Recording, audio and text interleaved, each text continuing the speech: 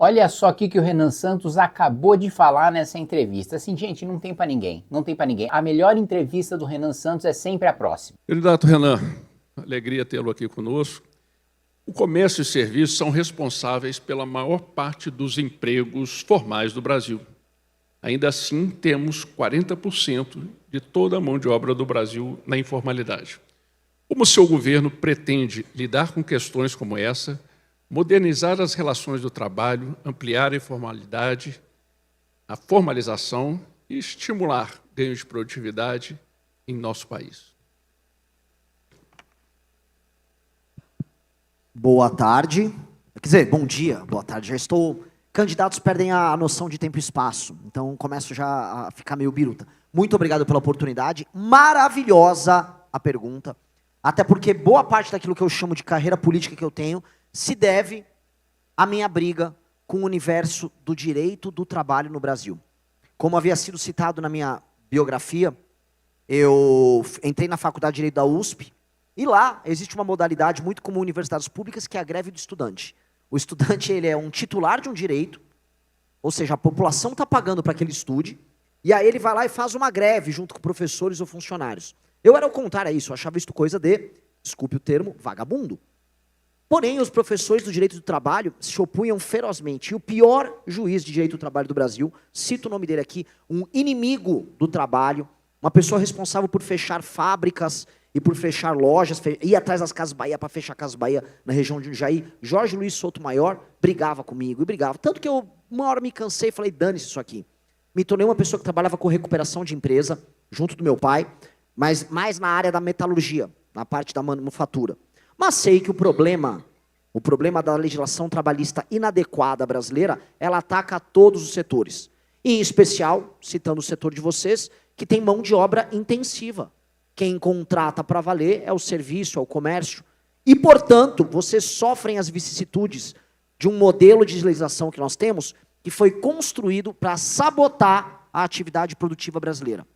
Não apenas a legislação nossa é velha e inadequada, porque é criada nos anos 40, uma época que o que eles imaginavam assim, o mundo vai viver grandes fábricas, haverá fábricas em que a pessoa vai construir sua carreira do dia que ela começa a trabalhar até o dia que ela se aposenta dentro dessa mesma fábrica.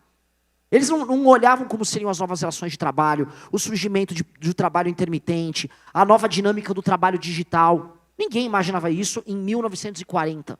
Isso não existia. Portanto, a legislação é anacrônica e a lógica dela é perversa, que é a lógica da justiça do trabalho, e talvez alguns de vocês aqui já estiveram no banco dos réus da justiça trabalhista, em que vocês são tratados como bandidos. Bandidos porque a lógica que eles façam é a lógica da hipossuficiência, em que há uma relação de tensão entre o trabalhador e o empregador, e, portanto, a justiça tem que ficar ao lado do empregado, de modo a recompensá-lo nessa disputa. O que eles geram, portanto, é uma tensão negativa, e essa tensão cria relações fragmentadas e ruins entre empregador e empregado, fazendo que um tenha medo de trabalhar com o outro e que não haja relação de confiança. E na ausência de confiança, surgem as proteções desnecessárias, surge o custo, e isso torna, volto a colocar, o Brasil um dos lugares em que há mais tensão na relação de trabalho. E este é um dos graves problemas que eu queria começar abordando aqui. Tá? Esta tensão tem que ser resolvida por clareza. Nós temos que falar, e falar de maneira aberta. A CLT já deu, já era. Boa parte do setor de serviços, boa parte das pessoas que trabalham com a nova economia, já está trabalhando com seus funcionários no regime MEI. Que a gente sabe que aquela pessoa não tem uma empresa. Aquilo é apenas um instrumento que empresário e empregador têm para trabalhar, o dinheiro ficar no bolso do empregador, do empregado, e o empregador fica mais seguro para trabalhar. Foi isso. Que tal nós agora, então, criarmos um regime definitivo? Um regime definitivo pela hora de trabalho, que é o que o meu governo vai propor. Vamos remunerar pela hora de trabalho, vamos ser flexíveis. Haverá os tributos, a contribuição previdenciária mais pequena, porque a base aumenta. Isso vai permitir que a base de pessoas que contribuam aumente, a formalização aumente, porque não será punitivo. Chega disso, mas quem vai lutar é igual aquele meu professor daquela faculdade. É a máquina que custa 24 bilhões de reais por ano da Justiça do Trabalho. O lobby da Justiça do Trabalho e o lobby picareta, que eu preciso colocar aqui, tá? De boa parte dos políticos de esquerda, né, eu soube que o presidente da República, Lula, não estará presente aqui para dialogar com o setor que mais contrata no Brasil, enquanto ele fica nos eventos dele falando de emprego, o que é muito engraçado, né? Mas o lobby e o trabalho ideológico deles é sempre para desunir e atrapalhar pessoas que na base e no fim do dia são colaboradores. O ato de trabalhar em conjunto é um ato de colaboração. O que nós vamos fazer então? Nós precisamos passar uma nova legislação urgente. 2, evitar qualquer tipo de alteração nos tribunais daquilo que havia sido a reforma trabalhista. 3, diminuir ao máximo a litigância que existe. 4, muitos lugares ao redor do Brasil, muita gente do varejo sofre, o agro também, sofre com o problema do Bolsa Família e informalidade. Ou seja, a pessoa não quer sair do Bolsa Família e só aceita o emprego na informalidade, tem uma rotatividade absurda. Isto precisa ser mexido. Nós vamos fazer a transição da pessoa que está no Bolsa Família para o regime de trabalho e, havendo um banco central de empregos naquele município, igual existe na Alemanha, se há o emprego e se há a vaga, a pessoa não aceitou, ela vai perder o benefício. Ponto. Chega de sustentar isso. Chega de trabalhar dessa maneira. Chega do empresário, do pequeno empresário especial, ser jogado na informalidade. Porque as pessoas deturpam políticas sociais que foram feitas para as pessoas que estão passando fome. E não para marmanjo que tem que trabalhar. E nós vamos ter que encarar um outro problema, que já tem um lobby grotesco, gigantesco no Congresso Nacional, que é o problema das bets. Que sejamos sinceros, bet mais crédito consignado está gerando uma rotatividade absurda, uma perda de produtividade absurda, as empresas não conseguem investir na formação da sua própria mão de obra. Isso é doentio, é uma droga pior do que o crack, pior do que a cocaína, que foi legalizada por conta de lobby de político vagabundo do Centrão lá no Congresso Nacional e que impacta diretamente o trabalho de vocês e a vida e a qualidade de vida e saúde mental desse trabalhador. As pessoas acham que aquilo é uma espécie de um complemento de renda. Ganho meu saláriozinho e faço minha fezinha. Porque e eu tenho que falar, né? Algum influenciador aparece no Instagram, olha, você vai ficar rico fazendo isso. Eu estou proibido por conta da campanha, que agora tem que ser popular, né, de falar o nome desses influenciadores. Mas basicamente a brasileira mais famosa nas redes sociais e o brasileiro mais famoso nas redes sociais, um é jogador de futebol e outro trabalha com maquiagem. Mesmo sendo ambos praticamente bilionários, eles têm que vender cassino digital para o público pobre que segue eles. São pessoas más. É de uma perversidade absurda. E o impacto disso não é só na saúde mental. Quer comentar? Não, nós temos uma pergunta específica sobre isso, que o senhor vai fazer.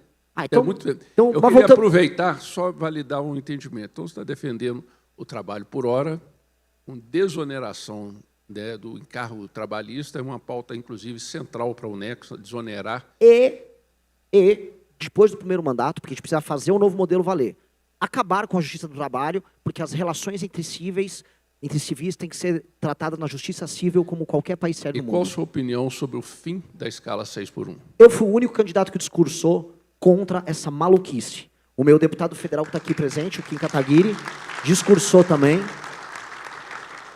E eu digo o seguinte, é muito fácil dizer que é a favor de um setor, votando com ele quando é gostoso. Quando não tira voto. Eu quero ver votar pelo que é certo quando tira voto. Vou defender o que é certo, mesmo que perca voto. Tá? O Congresso Nacional está tomado de covardes. Os covardes se... Não vou usar o termo, eu sou meio chulo às vezes na minha fala. Os covardes se acovardaram, tá? Diante do medo jogado pelo governo federal e um projeto vindo daquela Erika Hilton. Aquilo é um absurdo. Essa legislação ela é um assalto a quem trabalha em produz, vai explodir os custos. E os custos trabalhistas aumentando num país em que o juros está tão alto, vai ser quebradeira. Quebradeira no setor de vocês. Isso precisa ser evitado no meu governo. Eu entrei, não é assim, esse projeto vai ser soterrado, nós nunca mais vamos ouvir falar desse projeto maldito. Tem esse meu compromisso, como já é público, porque nós tratamos isso publicamente e lutamos contra ele publicamente.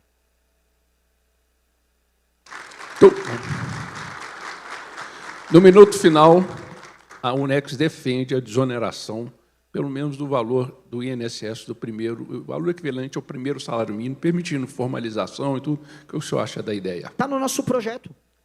Você tem que ter uma desoneração, isso também acontece em outras nações, para o início da carreira daquela pessoa que eventualmente saiu de um benefício social ou está começando, então tem que estar desonerado para a pessoa começar a construir a carreira de trabalho dela. Porque ela também vem com uma produtividade menor. Então é uma forma de investir, né? O empregador está investindo numa pessoa que vai precisar ser treinada e essa pessoa não está com esse custo adjacente. Depois ela começa as suas contribuições. É um processo de transição. E isso faz parte da lógica de um país que é voltado ao trabalho. E isso faz muito sentido e conte com a nossa contribuição nisso também. Muito obrigado, candidato. Muito obrigado, presidente Paulo Somuti. Por gentileza, pode retornar ao seu lugar. Vamos para o segundo bloco de perguntas. A assessoria do candidato dispensou a vinda até aqui. Embaralha, por gentileza, para que a gente possa sortear o segundo tema. Organização, eu fico andando aqui ou fico Fica à sentado? vontade, fica à vontade, candidato. À vontade, beleza. Isso. Teremos agora o tema segurança pública, infraestrutura e cadeia de abastecimento, perdão. Repetindo o tema, segurança pública, infraestrutura e cadeia de abastecimento. Convido o presidente Leonardo Miguel Severini para a pergunta. São 10 minutos por cada bloco de pergunta e resposta. Presidente, o crime organizado, o roubo de cargas, os crimes cibernéticos e o comércio ilegal e as deficiências de infraestrutura elevam os custos e comprometem a competitividade do país. Como o seu governo pretende enfrentar esses desafios e fortalecer a cadeia de abastecimento nacional? Maravilhosa pergunta. Entendimento central. O Brasil é ou não é um país com lei e ordem? Quando a gente fala em insegurança ou ausência de segurança pública, a gente imagina sempre os crimes violentos e o impacto deles na nossa liberdade de vir. E, de fato, existe um custo subjacente à nossa vida, que vai desde a película do celular, ao insufilme no carro, a você ter que colocar grade na sua casa, ao muro no portão. Isso você percebe como cidadão no dia a dia. Agora, boa parte da população não percebe o custo da ausência de lei e ordem e de segurança pública nos produtos que essas pessoas consomem. A ausência desse entendimento faz que as pessoas não olhem de maneira aguda para coisas como roubo de carga. O roubo de carga, em alguns estados no Brasil, ele é endêmico. Ele se tornou parte da natureza, parte da paisagem. Todo mundo que trabalha com carga e entregas, por exemplo, no Rio de Janeiro, sabe do drama que é.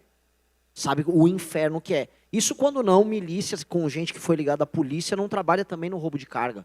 Então, isso aumenta os custos, isso aumenta o custo do frete, isso aumenta o custo do transporte. A informalidade, a ilegalidade, produtos importados para o Brasil de maneira clandestina, os famosos produtos falsificados, a criação de bolsões em que esses produtos são vendidos, às vezes na porta de uma loja que está pagando imposto, está contratando pessoas e em que está atuando de maneira regularizada. A aceitação de uma espécie, eu vou colocar aqui o termo, de uma espécie de uma favelização dos nossos centros urbanos, uma favelização comercial, em que aquela pessoa que tem uma loja regularizada tem que atuar com a concorrência predatória de produtos que são, em geral, falsificados na porta dela. Isso destrói a paisagem urbana, cria relações de menor confiança e quebra os negócios. Quantos de vocês aqui já não passam por isso?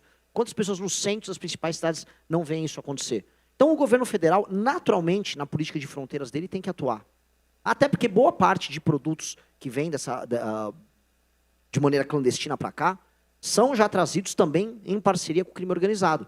Todo mundo sabe, o Paraná, isso é endêmico, Rio Grande do Sul em especial, que tem as máfias dos cigarreiros que já são ligados às mesmas facções que trazem droga. Isso está acontecendo. Então, esses problemas, eles todos são comunicantes. Tá? Uma coisa vai comunicando, uma coisa vai conversando com a outra e fazem parte de uma estrutura maior, que é a ausência no nosso país de lei e ordem. Só que, abrindo, não só ficando na questão da segurança, e abrindo esse enfrentamento que precisa ser feito, o enfrentamento nosso contra todas as quadrilhas é sistêmico. O direito penal do inimigo vai pegar todo mundo que faz parte das grandes facções brasileiras, Comando Vermelho, PCC, etc., e destruir as operações. Todo mundo sabe que as operações dos grandes roubos de carga no Brasil são vinculadas às maiores facções. E nós precisamos, em 2 anos, não é que é assim, vou parar a operação, nós precisamos destruir eles militarmente. É uma guerra que vai ser feita. E o termo que eu estou utilizando é guerra, porque não há outro termo para se utilizar com essas facções. Estamos falando de organizações que faturam bilhões, que ocupam um pedaço do território brasileiro, e que se você contar a população que é controlada por eles, isso já dá dezenas de milhões. São verdadeiros países parasitários instalados dentro da nossa estrutura. E essas pessoas, vá tentar montar, por exemplo, boa parte do Rio de Janeiro, estou falando do estado do Rio, ele é tomado por facções. Quantas cidades como, vamos botar Belfort Roxo, ou quantas favelas dentro do Rio de Janeiro, um comerciante para atuar não tem que pagar um pau, que eles chamam, pagar uma grana para funcionar para o membro do crime organizado. Ou em outras regiões para milícia. Isso acontece em Belém do Pará, isso acontece em muitas regiões.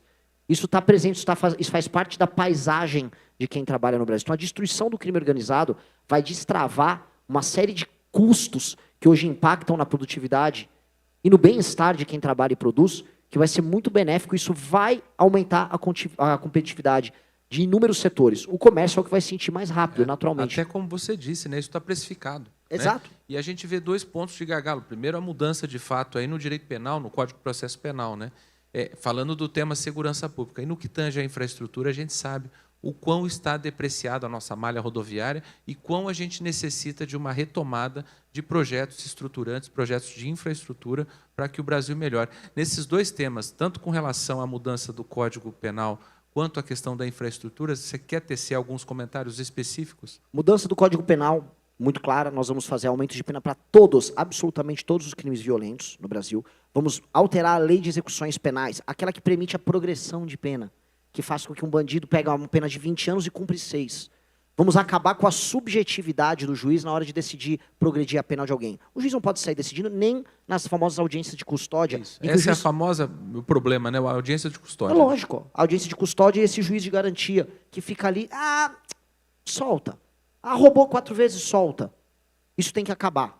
O nosso governo tem que dar um fim nisso. Lei e ordem tem que ser respeitada. Tá? E aí tem o combate, o que eu chamo de guerra ao crime organizado, que é uma legislação específica e uma vontade do governo federal para fazer um enfrentamento nas áreas tomadas pelo crime. Para destruir, nós precisamos destruir essas facções. É uma guerra, igual tem a guerra Rússia, Ucrânia, o Estado brasileiro estará em guerra com as facções criminosas no meu governo. Sobre infraestrutura, que é outra guerra, que é a guerra contra a autossabotagem. O Brasil investe uma merreca em infraestrutura. É menos de 2%, é um valor mínimo que não dá nem para fazer a reposição da nossa infraestrutura. Portanto, nós estamos depreciados, nós estamos perdendo o que nós temos. A legislação que nós passamos, e que preciso fazer o merchan do meu deputado, que foi o licenciamento ambiental, permite que haja mais segurança jurídica para que os investimentos sejam feitos. Então, há uma vontade grande. Então, o que o governo tem que fazer? Evitar a hiperjudicialização do licenciamento ambiental que está vindo aí. Estão tentando sabotar o licenciamento ambiental, isso tem que ser bloqueado na fonte. E 2, aí entra uma série de reformas que não são exatamente sobre infraestrutura, mas impactam a infraestrutura, que são as reformas fiscais. Se eu cortar gasto do governo, vai aumentar o espaço discricionário. E isso tem 2 efeitos. O espaço discricionário todo, e essa é a nova âncora fiscal. A âncora do Lula é assim, aumenta a receita e a gente vai gastando. Em grande medida é isso aqui. A nossa âncora fiscal é o seguinte, tudo que eu cortar de gatilho, que gera um aumento nas despesas, as indexações, as vinculações, vira superávit. Então, gera superávit. E tudo que eu cortar de despesas é investimento em infraestrutura. Absolutamente tudo. Cortei despesa, é investimento para a infraestrutura do governo federal. E, com o licenciamento ambiental, o que nós vamos ter é a maior segurança para os agentes privados trabalharem. E vai vir o melhor efeito de todos. Porque se eu cortei despesas e se eu gerei previsibilidade na capacidade pagadora do governo, o que nós temos? Diminuição na carga de juros. Diminuição de juros, mais segurança jurídica, é investimento na veia.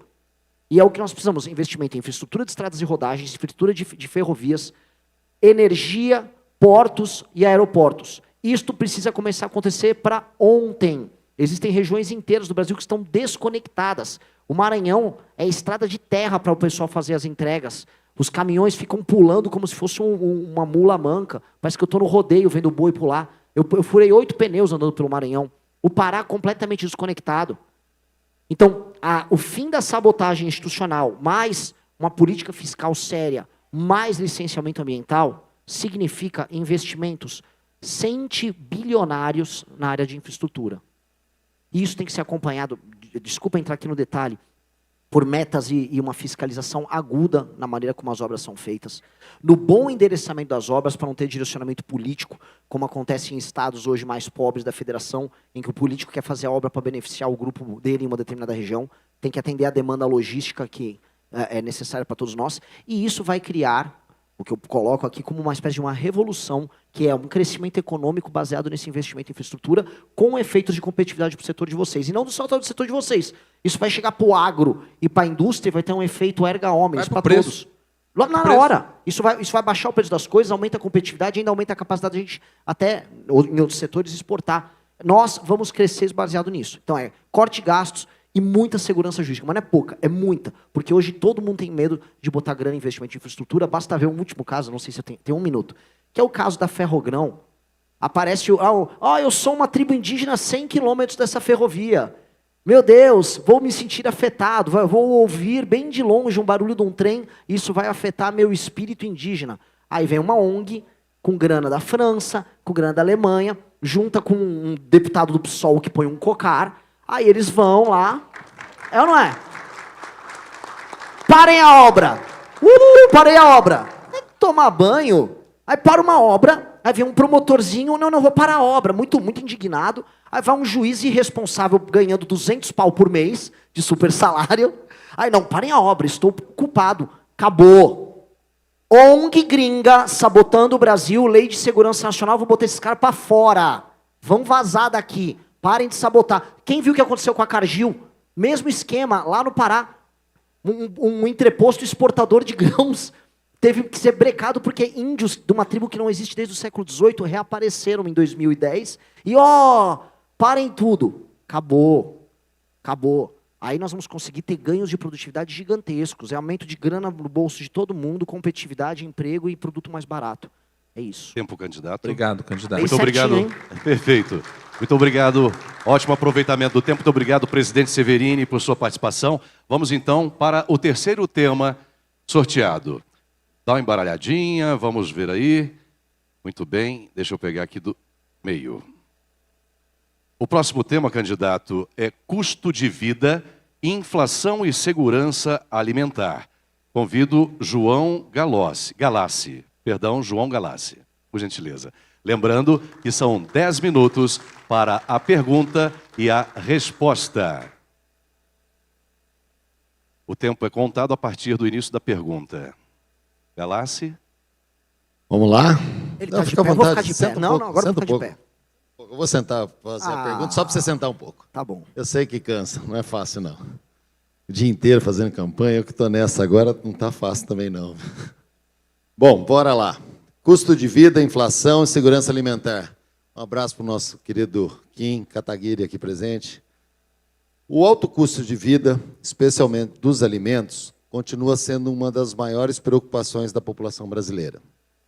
Considerando que os preços são influenciados por fatores como tributação, juros, custos logísticos e produtividade, quais medidas o seu governo pretende adotar para ampliar o acesso da população aos alimentos e conter a inflação, preservando a competitividade e a sustentabilidade de toda a cadeia produtiva? Essa pergunta ela é interessante, especialmente por vir após as outras duas perguntas. Porque, em grande medida, as respostas das outras duas perguntas atendem a resposta dessa aqui. Por quê? Os ganhos que nós vamos ter em infraestrutura, naturalmente, vão impactar o preço do alimento. 2, a melhoria, especialmente quando a gente fala em cinturão verde, né, a parte ligada à produção de hortaliças, tomates, frutas, boa parte daquilo que a gente come vem do cinturão verde, e o cinturão verde ele trabalha com mão de obra intensiva. Tudo isso vai ser beneficiado naturalmente por uma diminuição nos custos trabalhistas que nós teremos com uma reforma trabalhista decente sendo feita. No varejo, mesma coisa na ponta.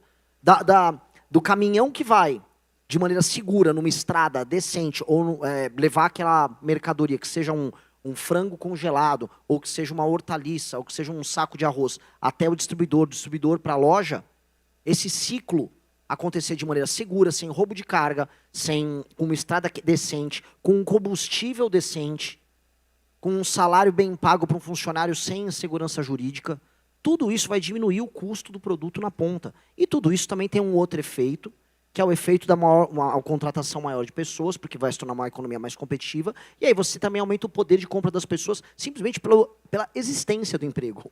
Aí tem um outro elemento aqui que não pode ser abandonado, tá? Que é a queda dos juros.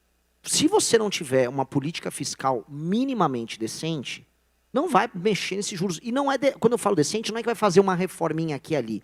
Nós precisamos fazer uma reforma que corte já anualmente mais de 200 bilhões de reais.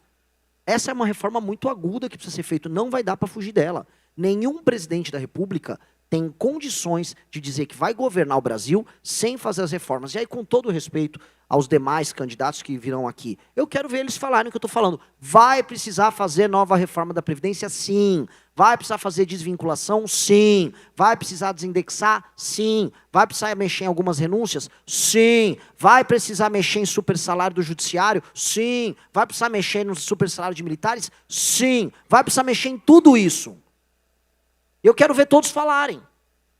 Alguns concorrentes ficam, não, eu vou privatizar. Deixa eu ver. Você vai vender uma empresa, você vai ter uma renda extraordinária, usa aí 1, 2 anos e depois?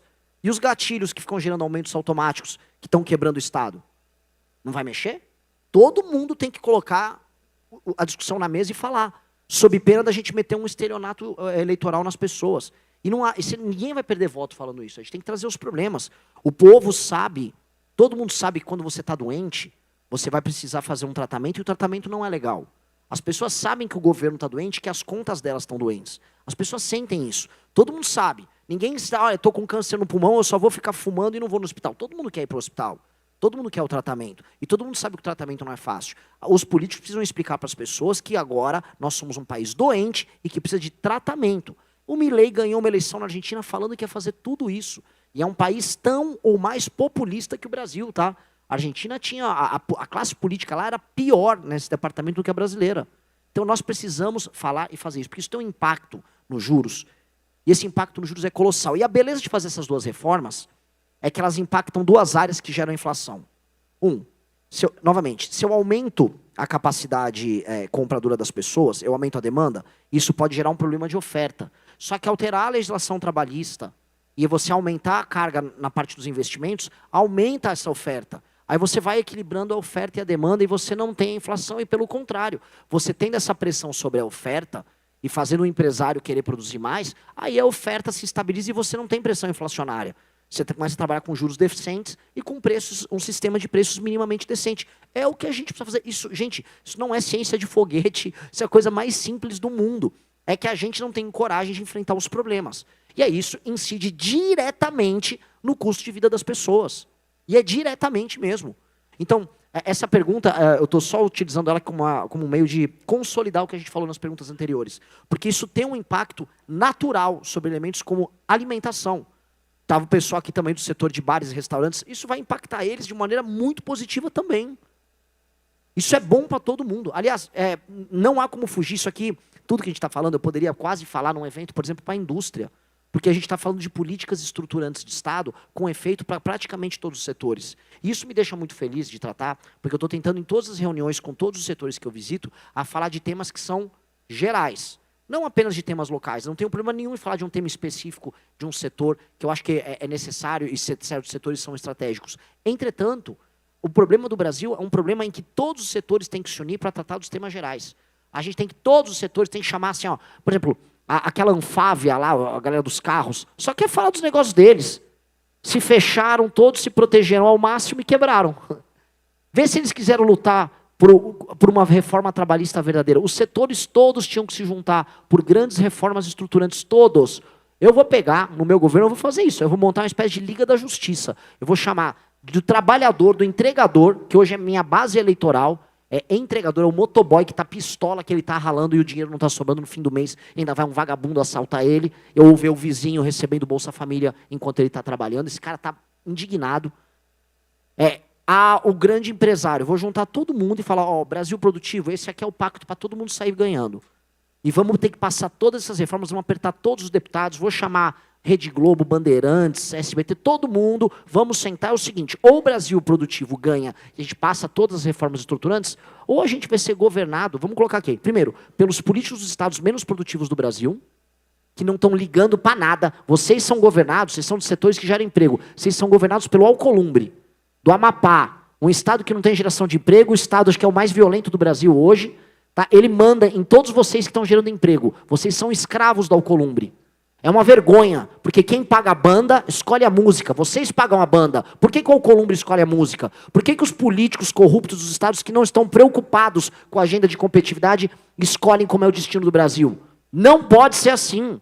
Então nós temos que unir o Brasil Produtivo, que é mais do que unir o Congresso. É unir o Brasil que trabalha e avisar, daqui não passa. Vamos ter, ou a gente dá certo como nação, ou vamos ficar sempre no voo de galinha, mendigando, oh, me ajuda aqui, meu setor vai quebrar. Não dá. Ou a gente faz todo mundo, todas as reformas juntas, ou nós seremos medíocres para sempre. Isso não pode ser aceito. Obrigado. Muito bom. Candidato, no caso, durante o trabalho da reforma tributária, nós conseguimos aí avançar, aprovar a cesta básica, colocamos na Constituição e aprovamos a cesta básica zero imposto com carne, frango e peixe, com apoio, inclusive, nosso querido Kim Kataguiri ali, que votou a favor da cesta básica, né, Kim? E dentro desse modelo, dentro desse avanço, nós teremos aí, ao longo do tempo, com a implantação da reforma tributária, hoje estamos falando ali em torno de 28% do IVA, a projeção do IVA para a reforma tributária. Com todos esses avanços, essas propostas que você está propondo, inclusive hoje é a primeira vez que eu tinha ouvido falar em terminar com a Justiça Trabalhista, não tinha, eu que acompanho sempre as suas É o que palavras. precisa. Esse é um bode que está na sala. Vai ter que acabar com a Justiça Trabalhista. Aí eu te pergunto, qual o patamar de IVA? Porque o grande impacto da reforma tributária, como houve uma transferência dos impostos da indústria para o setor de serviços e para o agro, o setor de serviços, principalmente os profissionais liberais, foram os que foram os mais impactados. Como que você enxerga o nível do IVA dentro de todas as estruturas? Que patamar que nós vamos chegar de impostos no dia a dia para a população? Uma coisa que eu quero lançar junto no dia que a gente vai apresentar o nome do nosso ministro da Fazenda, espero fazer isso em no máximo 15 dias, é lançar a política de metas do IVA. Porque é o seguinte, nós temos que estabelecer um patamar máximo do IVA e uma política de cortes para o governo federal e para os governos estaduais, para que o IVA possa reduzir progressivamente. É horrível a alíquota que está aparecendo para todo mundo, mas ao menos ela escancarou o tamanho do problema, o tamanho da bucha. Para enfrentar isso, a gente vai ter que tirar algumas renúncias setoriais que foram feitas, que distorcem o valor do IVA, mas nós vamos ter que encarar o problema dos gastos dos governos estaduais e do governo federal. Ou seja, o governo federal vai ter que fazer sua política, porque ele fica com um quinhão disso, uma política de cortes. Bom, desculpa, acabou o tempo. Vou ter que acabar aqui. Muito obrigado, Obrigado, candidato, Renan. por respeitar o tempo. Muito obrigado, Galassi. Renan 14, João Galassi 10-20. Já tá no... Já gostei. Pode perder, né, Kim? Ligeiro. Vamos passar aqui para a quarta e última pergunta para o candidato Renan Santos do Missão. Atenção para o tema. Tema: crédito, investimentos e competitividade. Convido Alfredo Cotait para poder fazer a pergunta. Lembrando que entre pergunta e resposta temos 10 minutos. Muito obrigado, candidato, por respeitar o tempo. O tempo começa a contar a partir do início da pergunta realizada pelo presidente Cotait. Bem, candidato Renan Santos, antes de fazer a pergunta, eu quero dizer que é uma curiosidade muito grande em ouvi-lo e conhecer as suas ideias. Ao mesmo tempo, quero dizer quem é a CACB. A CACB é a Confederação das Associações Comerciais do Brasil, que reúne 2.300 associações dos 27 estados, 26 mais o Distrito Federal. Tem vários aqui que estão presentes. Bahia, Santa Catarina, as cidades de Uberaba, Paraná, Rondônia, Minas Gerais, todos os presidentes de associações e federações para ouvi-lo. Porque todos tinham essa curiosidade. Portanto, vou fazer a pergunta e aí nós podemos depois saber como é que você enxerga não apenas o Brasil, mas quais as soluções para cada um desses estados.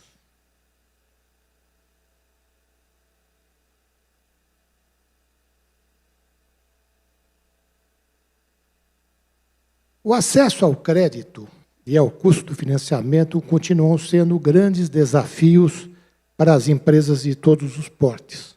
Nós estamos falando principalmente MEI, micro e pequenas empresas. Só para informar que fomos nós, sistemas associativos, que criamos o MEI e que implementamos o Simples Nacional. Quais são as prioridades do seu governo para ampliar os investimentos, reduzir o custo de crédito e criar um ambiente favorável ao crescimento das empresas. Maravilhoso. Uma das coisas que a gente trata no nosso livro amarelo é sobre Open Finance. A ideia do Open Finance que, em grande medida, veio também acompanhada das fintechs, começou a abrir um mercado de crédito primeiro para as pessoas físicas, mas está faltando duas coisas. Política do governo federal voltada à parte de gastos, que impacta nos juros. Juros mais baratos vai impactar na cadeia para a gente ter uma taxa praticada pelos bancos mais competitiva. 2, gerar segurança jurídica nas alienações fiduciárias. Aqui no Brasil, para você fazer uma execução de uma alienação, demora muito. Então, por parte do banco que vai fazer um empréstimo, por exemplo, uma empresa, ele se sente pouco seguro e, naturalmente, as taxas serão mais altas. Esse é um problema grave. Eu trabalhei com empresas de dificuldades e eu sei, estando do outro lado da pessoa que tinha que garantir o interesse da empresa, que precisava proteger seu patrimônio, o quanto você conseguia demorar em fazer o banco obter o cumprimento dele. Isso tem um impacto natural, que é o impacto da inadimplência, na política de juros praticadas pelo próprio banco e pelos bancos nesse fornecimento. 3, uma coisa que eu já tratei seria minha tese de cograduação na faculdade, o problema é que eu comecei a trabalhar, então eu abandonei a faculdade, que é a transformação de factorings em bancos comerciais, voltados exclusivamente para atendimento de empresas, podendo, portanto, praticar taxas decentes. Por quê? Porque há um fechamento de mercado. E acho que todo mundo sabe hoje que você tem poucas instituições financeiras ofertando crédito comercial para empresas. E isso tem um problema. O fechamento de mercado é uma realidade no Brasil, em especial no momento em que as empresas no Brasil estão altamente endividadas, devendo para os bancos, e os bancos eles se conversam entre si, então naturalmente a oferta de crédito diminui. Como aumentar a oferta de crédito no momento em que as empresas brasileiras estão quebrando e as empresas estão altamente endividadas? Como resolver esse nó? O nó atual é um nó muito perigoso, porque como o investimento ele é mitigado por investimento em títulos do Tesouro, os próprios bancos também têm um interesse em não entrar no risco da atividade comercial. E ao não entrar no risco da atividade comercial, falta dinheiro, o dinheiro fica caro e você acaba isolando e enfraquecendo a atividade produtiva de todos os setores. Eu acho que no comércio isso impacta muito, serviço também. No final do dia eu trabalho hoje com serviço, eu sei o drama que é. E a gente está fechado num mercado minúsculo. Se a gente for comparar o número de bancos que os Estados Unidos têm à disposição com o Brasil, eu estou falando de bancos comerciais, chega a ser uma piada a situação que nós estamos. Nós não temos bancos médios, regionais, atendendo e já conhecendo as empresas que eles trabalham na região.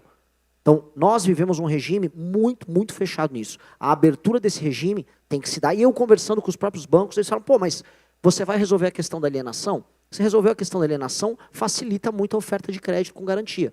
Nós somos um país em que a falta, isso precisa ser dito, a falta de confiança nas relações comerciais, trabalhistas, elas impactam o preço dos juros também.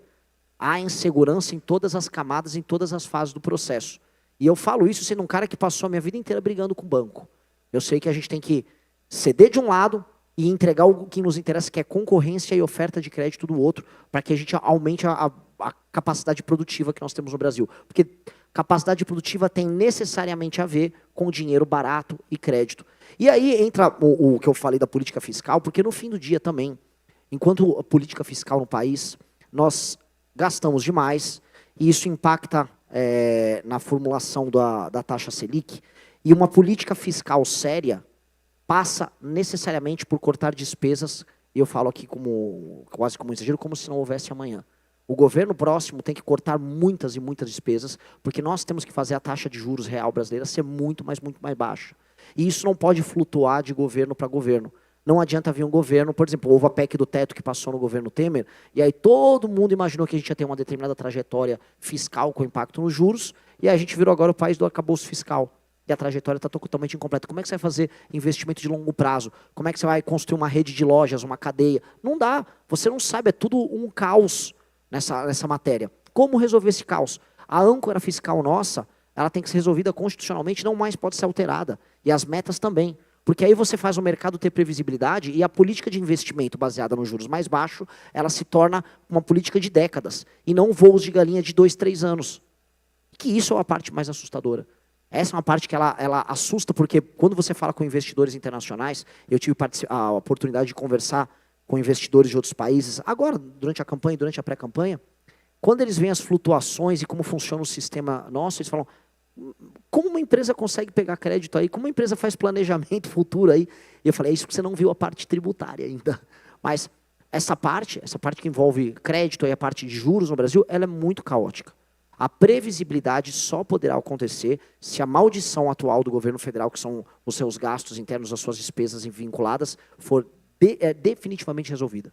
Tá? O resto, alterar a dinâmica do crédito da alienação fiduciária, abrir o mercado de bancos de crédito, transformar factorings em bancos comerciais, fazer com que as fintechs passem a se tornar também uma espécie de banco comercial para esses pequenos, para as MEIs e para os pequenos empreendedores. Isso que é um processo que já vem acontecendo, tudo isso passa a ser acelerado. E tudo isso somado com segurança jurídica terá um impacto necessário no aumento de oferta de dinheiro. Isso é cristalino como a luz do dia. O Brasil é um potencial represado colossal, muito grande. O potencial nosso de geração de riqueza, ele está sendo preso por conta de uma ausência de liderança que não consegue enxergar isso que a gente está conversando aqui. Aqui a gente está falando de causas estruturais e de relações entre temas diferentes que impactam no custo do Brasil, no custo do dinheiro, no custo operacional, no custo trabalhista. É desamarrar que tudo vai acontecer. Somos uma população de mais de 200 milhões de habitantes, temos empreendedores muito abertos ao risco, que é uma coisa rara. Você vai na Europa, ninguém mais está aberto ao risco. No Japão, o empreendedor não está mais aberto ao risco. O brasileiro está. O empreendedor brasileiro é maluco, é doido. Não à toa prospera em outras nações. Não à toa, quando tem condições similares de concorrência, ele enfrenta o empresário gringo em igualdade de condição. Então, o que nós temos para fazer é parar de atrapalhar. É muito simples. E eu estou tentando ser muito objetivo nas falas, para não parecer também aquele político. Não, deixa vocês trabalhar que a coisa funciona. Não, não. Vamos entrar no detalhe. E resolvendo esses detalhes, vamos entregar um ambiente de crédito melhor para todo mundo. Renan, você expôs a ideia que realmente é o que está acontecendo com o país. Mas você sabe que a dívida brasileira está chegando em 10 trilhões de reais. Você, como presidente, vai ser o maior competidor para tomar o dinheiro, já que você tem que honrar e cobrir essa dívida. O que é que você vai fazer para que o dinheiro chegue na ponta que eles querem o crédito, se você é o maior tomador de crédito para poder financiar essa dívida de 10 trilhões. E olha, todo ano essa dívida aumenta 1 trilhão com essa taxa de juros. Qual é a estratégia? É isso que eu comentei. O corte de gastos do governo federal vai impor uma menor pressão orçamentária que vai obrigar o Bacen a baixar os juros. Aí essa concorrência desleal que o governo faz, pagando o que paga como recompensa ali na dívida pública, deixa de existir. Porque aí o investimento no setor privado, o investimento na atividade produtiva passa a valer mais a pena. Hoje os bancões, hoje grandes investidores, também ficam, desculpa o termo, na maciota do jeito que está. Porque o risco é menor, ficam ganhando dinheiro com o governo, e aí eles vão esmagando, porque o modelo político nosso é este topo de uma espécie de elite rentista, fica rodando o dinheiro deles, joga-se através do governo uma migalha para a base em políticas assistenciais, e quem está no meio do entregador motoboy aos empresários é exprimido e esmagado, com pouco dinheiro, com pouca oferta, e é isto que precisa ser resolvido. O governo gastar menos vai fazer com que a taxa de juros seja menor, a taxa Selic seja menor, e aí a quantidade de dinheiro que vai ser disponibilizada para a atividade produtiva aumente. É isso que nós precisamos fazer. Mas se você baixar a taxa de juros, e o mercado não quiser cobrir a sua dívida, então, como é que você vai fazer? Não, mas eu não vou baixar a taxa de juros na marretada que nem posso mais, porque aí seria o Bacen. O que nós vamos fazer é o corte de gastos que vai permitir ao Banco Central fazer a redução dos juros. A redução dos juros só pode acontecer através do corte de despesa, ponto. Não existe outro meio. Ou o Estado faz a sua lição de casa, ou o Bacen também não vai baixar os juros. Minha lição de casa é cortar despesas. O Bacen diminui os juros, o dinheiro sobra para você. É isso. Eu corto despesa, o Bacen diminui os juros, dinheiro só para você, você contrata a galera, e aí a galera vai votar em mim depois na eleição. Vai estar todo mundo ficar feliz. Muito obrigado, candidato, pela sua clareza, resposta. Muito obrigado, presidente Cotait. Pode retornar, por gentileza, ao seu lugar no auditório. Bem, assim nós encerramos o bloco de perguntas. Peço ao candidato que permaneça no palco. O presidente Cotait pode retornar ao seu lugar na audiência. E, candidato Renan Santos, o senhor tem 5 minutos para as suas considerações finais, a partir de agora. Bom, eu adorei o bate-papo com vocês, ótimas perguntas, pude entrar, eu tentei ser o mais claro possível, entreti vocês também com algumas boas piadinhas aqui e ali, que acho que faz parte, não ficar no evento um político falando o tempo todo é chato pra caramba, né? Eu não aguentaria, é um ótimo elemento para dormir, mas espero ter mantido-os entretidos e acordados. Nós temos agora uma guerra, tá? O Brasil é um país que desistiu. É um país de pessoas desistentes, de uma elite que desistiu. Desistiram, ninguém mais tem saco em fazer o Brasil andar. Eu falei de temas que são ligados à atividade produtiva, mas eu poderia falar de desfavelização. Como é que a gente aceita que o nosso país inteiro é um favelão? O Brasil é um país que virou um favelão. O Brasil é um país tomado por crime organizado. O Brasil é um país que a classe política não liga se a cidade dela, no interior, não tem atividade econômica. Mais de 2.600 municípios vivem mais de Bolsa Família do que atividade econômica. Isso é um absurdo, é um país, eu volto a repetir, é uma nação que desistiu. E não tem sintoma mais óbvio da existência da nossa como nação do que a gente está vendo o Lula indo para sua tentativa de 4ª reeleição, concorrendo com Flávio Bolsonaro, que nem sabe o que está fazendo lá. Ele nem sabe o que está fazendo lá. Graças a Deus ele virá aqui, primeira vez ele vai no evento que eu fui. Tentem ver se ele responde as mesmas coisas aqui, eu estou curiosíssimo. Vai ser meu pai, meu pai, meu pai, meu pai. O Lula, nem vinha ele virar. Ficou lá num evento de pelego, lá quando ele lançou a candidatura dele, com aquele monte de ônibus para levar as pessoas que foram muito provavelmente pagas para estar ali ouvindo a Janja cantar. Eis o cenário que nós temos, é um cenário de desistência. Ninguém está debatendo os temas que importam. O que a gente falou aqui de enfrentamento a questões nacionais, ninguém está discutindo. E o problema é que se a gente não discute, o Brasil quebra. E está quebrando. O que houve agora com as Casas Bahia, estava na capa de todos os sites, todos os portais.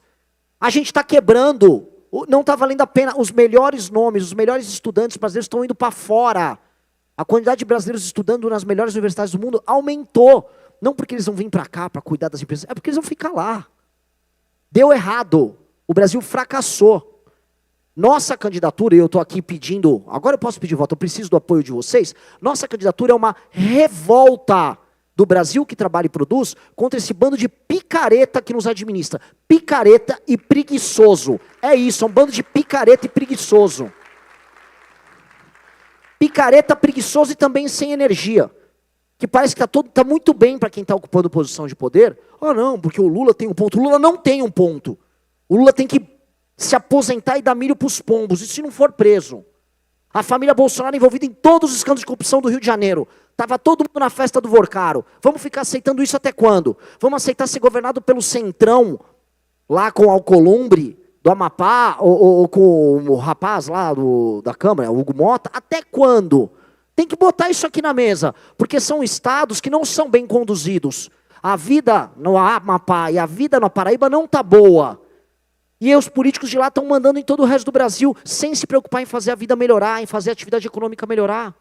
Essa é a real. Ninguém quer falar. Então eu estou botando essa candidatura, eu vou falar tudo que eu estou falando, igual eu falei de fim da escala 6x1, igual eu estou falando que vai ter que mexer em benefício social. Sim, senão vai quebrar. Ah, não quer votar em mim? Problema seu. Se não quer votar em mim, problema seu. Dane-se. Vai todo mundo quebrar e eu vou falar, eu fiz minha parte. Vou ser xingado, vão destruir minha reputação. Não estou ligando. Nasci pelado, careca. Vou terminar pelado e careca no necrotério um dia. Então, dane-se. Vamos falar o que a gente acredita. Vamos fazer o que precisa ser feito. Não vamos ter medo de ser ambicioso. Essa nação que está amaldiçoada pela pior elite política que nós já vimos no mundo, nasceu para ser um dos 5 maiores países do mundo. Em condições normais de temperatura e pressão, a gente tem recursos naturais, recursos humanos, território, água, alimento, uma classe empresarial altamente ambiciosa, criativa. Tudo isso nos credencia para estar com Rússia, China, Estados Unidos e Índia mandando no mundo. Agora nós não estamos nisso. Nós estamos discutindo BET, nós estamos discutindo Vale Gás do Lula, nós estamos discutindo o jogo do Tigrinho, vamos discutir se o Neymar vai jogar mais uma Copa do Mundo ou não. A gente desistiu. Ou a gente retoma com ambição o futuro que o Brasil merece ter, ou desiste. Já já vocês desistem dos seus negócios. Se vir um 4º mandato do Lula, já já alguns vão desistir dos negócios, desistir dos sonhos, bota o dinheiro no banco, vai para fora, filho vai estudar fora. Não é isso que vai acontecer? Vão desistir. Eu não quero desistir. Eu não quero. Eu não nasci para ser frouxo. Eu não nasci para ser mandado por vagabundo.